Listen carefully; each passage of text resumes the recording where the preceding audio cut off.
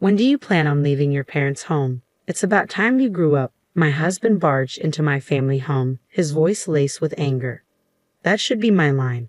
The one who's been ignoring me is you. I don't have an ounce of love left for my husband, I retorted, my patience wearing thin. What's up all of a sudden? After ignoring me for so long, he spat out, his face flushed with frustration. Since when did my wife get so cheeky? Don't get too carried away just because you're at your parents' house, he continued, his tone growing more crude by the moment. Surprised by his harsh words, I fell silent, taken aback by the sudden confrontation. You really are an idiot.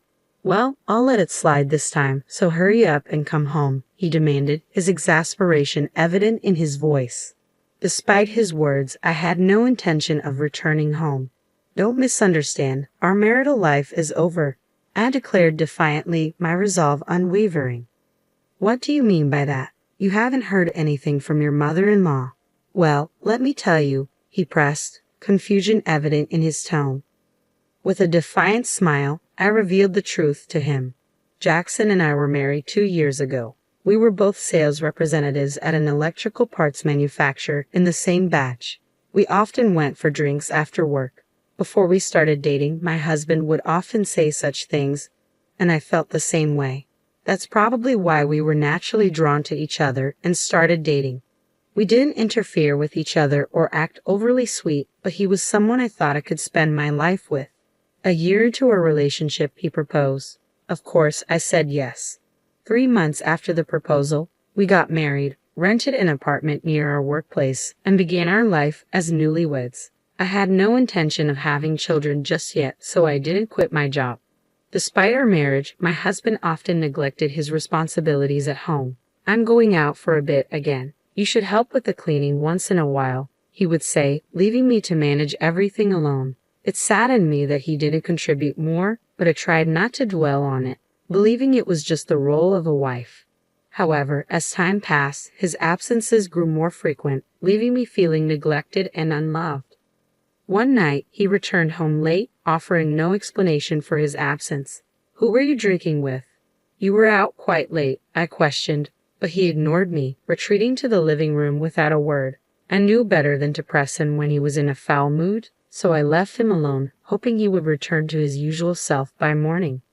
But the next morning, as I prepared breakfast, he showed no signs of remorse or explanation for his behavior. Good morning. Anything wrong yesterday? He asked casually, as if nothing had happened the night before. I attempted to engage in conversation with him as usual, but he merely cast a glance in my direction before wordlessly retrieving a bottle of water from the refrigerator and exiting the living room. His demeanor seemed off, unlike his usual post-sleep mood improvement. It was an unprecedented behavior that left me genuinely puzzled. 2 days passed with him not uttering a word to me. His prolonged silence hinted at a deep-seated frustration or anger. Uncertain of how to proceed, I opted to refrain from pushing him and chose not to initiate any conversations, hoping time would provide clarity. However, his mood remained unchanged, leaving me increasingly worried. This prolonged silence was uncharacteristic of our relationship, and I feared it signaled a rupture that might be irreparable. Desperate to communicate with him, I attempted various methods from messages to notes, all of which were met with disregard. Faced with dwindling options, I resorted to a drastic measure, omitting dinner preparation. It was a deliberate move, hoping it would compel him to address the situation. Yet even then, his departure from the house was marked by silence, leaving me stunned and questioning the depth of our marriage's hollowness. His absence that night left me in solitude, contemplating the state of our relationship. The following morning, as I speculated on his whereabouts, I discovered a note on the table, bearing words dripping with disdain. Do not slack off your duties as a wife. The audacity of his message, delivered amidst his prolonged silence, incited a wave of indignation within me. How could he expect adherence to marital responsibilities when he refused to engage in meaningful communication? The realization dawned that we hadn't shared a proper conversation in over a month, highlighting the chasm that had developed between us.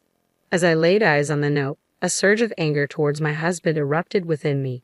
I can't deal with this anymore. I can't bear it anymore. I'm going back to my parents' house, I muttered to myself, overwhelmed by the suffocating silence that had enveloped our relationship.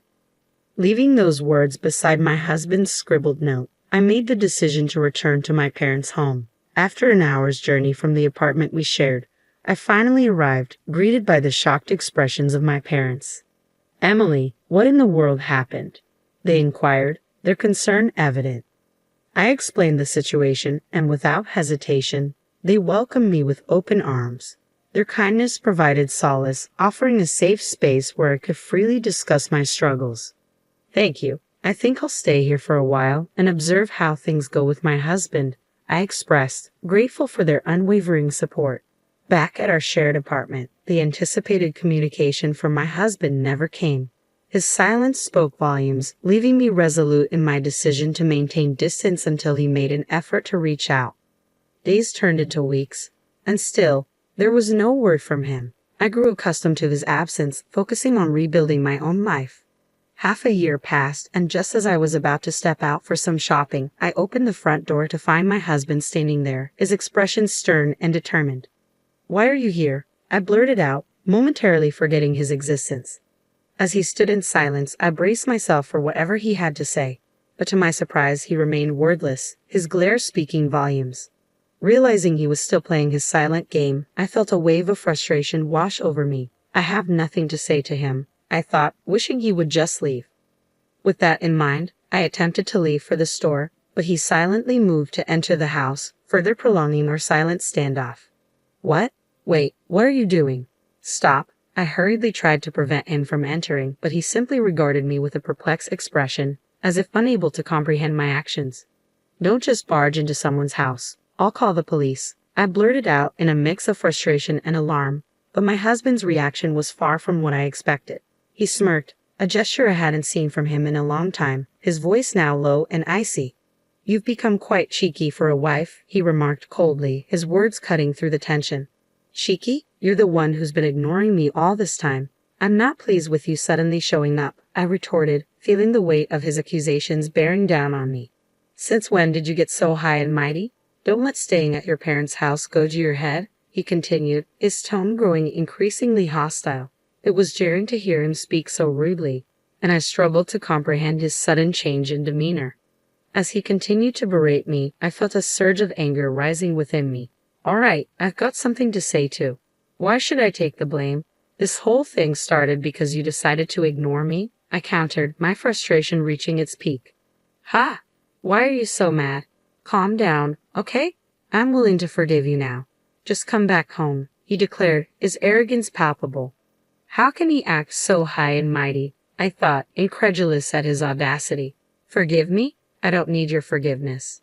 To me, you're nothing more than a stranger now," I stated firmly, shocked by my own boldness. He looked utterly bewildered by my assertion. "A stranger? What are you talking about?" he spluttered in disbelief, his face flushing with anger once more. "Stop talking nonsense. You've been living leisurely at your parents' place for 6 months. Has it made you lose your mind? We're married, aren't we?" he protested vehemently. "If we're married, why didn't you bother to talk things out? You ignored me because you had issues with me, didn't you?" I shot back, refusing to back down. "Don't make assumptions. I never said any such thing. Pack your things now, we're going home," he commanded, his tone brooking no argument. "I've reached my limit. Why do I have to put up with this man's nonsense? He's so clueless about what's happened during these 6 months," I thought, growing increasingly frustrated by his refusal to acknowledge my perspective. "You're shouting and yelling, but do you know anything at all?" I challenged him, determined to make him see reason. "What do you mean, anything?" he demanded, his confusion evident. "Did you hear nothing from your mother?" I asked pointedly, ready to confront him with the truth. "I didn't hear anything. What are you talking about?" he questioned, his confusion apparent. "Really? You don't know a thing, huh? Let me enlighten you. Your mother brought over the divorce papers. They had your signature, and since I no longer wanted to be with you either, I signed them too," I explained, feeling a mix of relief and bitterness as I recounted the events. A month after I moved back into my parents' house, I received a call from his mother. She asked me to meet her at a nearby cafe. There she handed me a set of divorce papers bearing my husband's signature. I continued, recalling the unexpected turn of events. What does this mean?" he asked, his tone uncertain. "What does it mean? I heard from Jackson that you haven't come home, and you're not even communicating properly anymore," I replied, his mother's cold gaze mirroring his usual demeanor towards me. "So, Jackson asked you to give me these divorce papers," I clarified, a surge of joy filling me at the thought of finally being free from my husband's neglect. "Oh yes, he did," she confirmed, her response affirming my newfound liberation. "Understood. Then I'll sign the papers for the divorce," I stated firmly, eager to move forward with the dissolution of our failed marriage. The moment I received the signed divorce papers, I wasted no time in filing them at the family court, signaling the definitive end of our relationship. But as I made it clear to my ex-husband that we were divorced, his reaction was unexpected. "No, that's not what it is." I gave the papers to reassure my mother. He protested, his sudden panic contrasting with his earlier indifference. I was dumbfounded by my ex-husband's response. "So I didn't intend to file those divorce papers. They're invalid," he continued, his attempt to backtrack futile in the face of legal reality. "If he had no intention of filing them, why did he sign them?" I countered, growing increasingly frustrated by his refusal to acknowledge the gravity of the situation. "Just so you know, I've already filed the papers at the family court. They can't be invalidated now, okay?" I informed him, determined to assert my autonomy and move on from our failed marriage. But he persisted in his attempts to downplay the seriousness of the situation. "You think just apologizing to the family court will take care of everything, huh? I'm willing to do it with you. You realize it'll be a real hassle if we go through with the divorce, right?" he argued, his selfishness and refusal to accept reality exasperating me beyond measure. "You know what? You're only thinking about yourself. We can't just pretend the divorce didn't happen," I retorted, refusing to entertain his delusions any longer. "And I won't have any issues even if I split from you. Plus, I already have someone else," I added, his disbelief fueling my determination to move on and find happiness elsewhere. "You're lying. You're just saying that because you don't want to come home," he accused, his denial of the truth emblematic of his inability to accept responsibility for his actions. "It's not a lie. It's the truth," I asserted, feeling a sense of liberation as I finally spoke my truth. "I won't forgive you," I declared firmly, despite the disbelief in my ex-husband's eyes. He could refuse to accept it all he wanted, but the truth remained unchanged. As I pondered how to make him understand, I sensed a presence behind me. "Are you okay?" My boyfriend's concerned voice cut through the tension, accompanied by raised voices from inside my parents' house. "I'm okay. I'm sorry for worrying you," I reassured him, grateful for his support. My boyfriend, still unfamiliar with my ex-husband, looked on with curiosity. "Emily, who is this guy? Do you know him?" he asked, his protective instincts evident. "That's my ex-husband," I replied, watching as my ex struggled to find his voice in the face of my boyfriend's imposing presence. "Nice to meet you," my boyfriend greeted him, but my ex's response was noticeably uneasy. "What exactly does your ex-husband want? Is he bothering you?" my boyfriend questioned, his gaze unwavering. No, I'm not doing anything," my ex stammered, retreating from the confrontation. With firm resolve, I escorted my ex-husband out, confident that my boyfriend's presence had deterred him from returning. True to my expectations, he never showed up again. In the aftermath, his own actions and neglect had sealed his fate, culminating in the signing of the divorce papers. It was a testament to his foolishness and lack of foresight. A week later, prompted by my boyfriend's inquiry, I realized I had almost forgotten about my ex-husband. Curiosity piqued, I reached out to a mutual friend for an update. "He hasn't been doing well since the divorce. He's really lost his spark," the friend revealed, shedding light on my ex-husband's downward spiral. Surprised by the news of his abrupt resignation from his job, I couldn't help but wonder about the sudden turn of events. It seemed his facade of taking care of his mother was just that. A facade. Despite the revelations, I couldn't find it in me to sympathize. His actions had led to this outcome, and now I was focused on building a happier future with my boyfriend. As a newly divorced woman, marriage wasn't on the cards immediately, but we planned to register next year. With proper communication and mutual respect, I hope to create the happy family I had always dreamed of.